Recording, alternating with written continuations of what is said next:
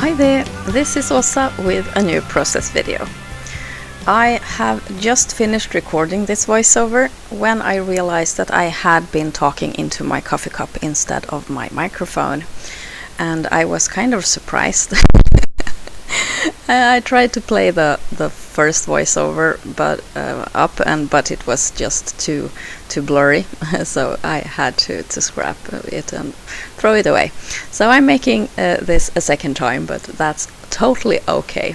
I guess I'm a bit tired after a hectic weekend. Today I'm making the last layout in this fall series of mine that I've had going on for a couple of weeks. And these are 3 photos of the pumpkin, and the middle photo, of course, is the roasted pumpkin seeds that we made. And these 3 photos comes with a really cute story, and I'll be writing that on a journaling piece together with this design. My son, at this point in time when these photos were taken, he was 4.5 years old. And he goes to daycare all day long when we are at work. Both my hubby and I, we work full-time. And he goes to the most wonderful daycare facility, really close to where we live. It's just 2 blocks away. And during fall, one of his teachers made roasted pumpkin seeds, and the kids got to try them, and obviously my son thought they were great. He thought they were so yummy, and the teacher, she explained how she had made them, how she had covered them in salt when they were cleaned off, and oil, and how she baked them in the oven on a parchment paper. And my son, he obviously thought that these seeds were so yummy that he remembered everything that she told him. So when he got home one afternoon, he just told me, "I want to have roasted pumpkin seeds." And that came quite out of the blue for me, because I didn't have any pumpkins laying around, and I hadn't really planned to buy one either. But he was so sweet in his request, so I went the next day, and I bought a package of roasted pumpkin seeds in the grocery store, and he got to taste them when I got home in the evening, and okay, they were nice, but it wasn't the same as the teachers had been, and they had the wrong color, and I understood that he wasn't really pleased with this. So then after all, we got ourselves a pumpkin and to carve our jack-o'-lantern, and we saved the seeds, and we cleaned them off, and he told me exactly how I should prepare this, and we did just according to the instruction that he gave me, and we tried them. The whole family thought they were just perfect, and they were just a lovely snack, and it was my son, he was so proud that he had been the master chef behind this preparation, and he was so proud, and he loved them, and it was just like they should be. It was just like the ones he had tasted at daycare. So that was such a sweet memory, and this layout will be about that memory. I have decided to use this basic gray paper as my background, and it's a piece from their Halloween collection a couple of years back. It was called Eerie, and like I've told you before, I didn't make a lot of Halloween themed layouts back when the kids were really small, but now I start to use up those papers that I bought. And Basic Gray was one of those companies that I loved and adored in their earlier part of business, Later I think they changed, or perhaps they didn't change, but the industry changed, and their paper no longer stayed with fashion the way I wanted them to go. So I got away from using their products. But these older papers are still in my stash, and I love them.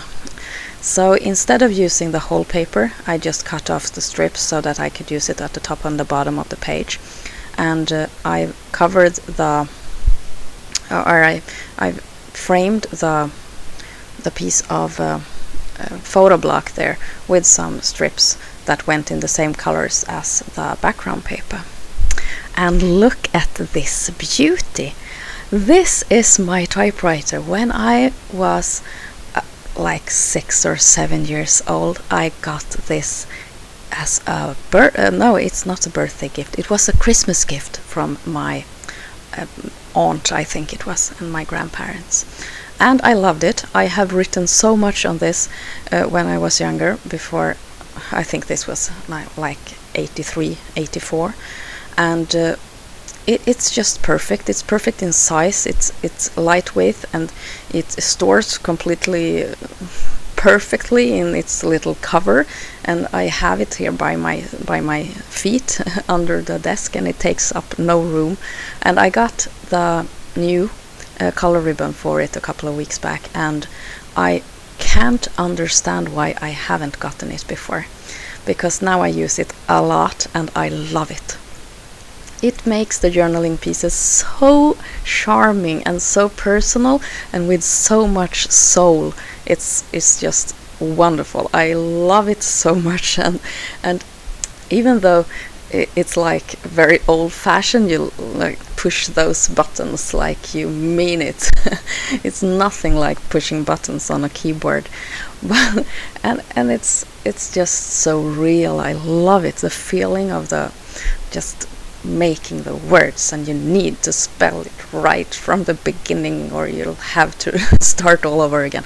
It's something really it's just wonderful. So you will be seeing a lot of that machine later on in my scrapbooking. The title for this page will be Dear Kernels, or Dear Seeds, and it's once again wordplay. The word dear, kära, and the word kärnor, that means seeds, starts with the same letters, so it's obviously a really fun kind of title in Swedish. And I got a bit of black on black there, so I traced the dots over the A there with a white pen, so that it stands out a bit more.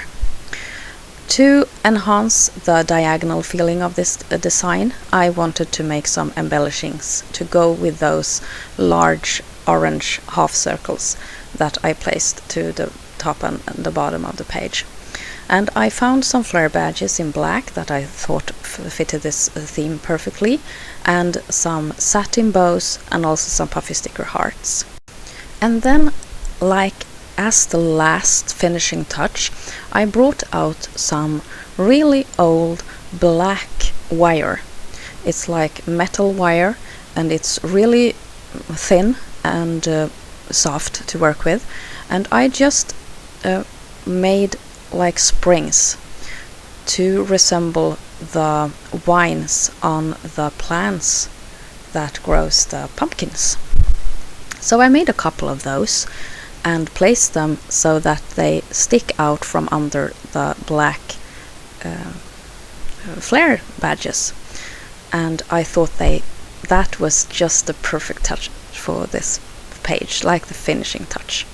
And I off camera later I try to secure them a bit more with some liquid adhesive. And here's the finished page. I've got some close-ups for you so that you get to see all the details.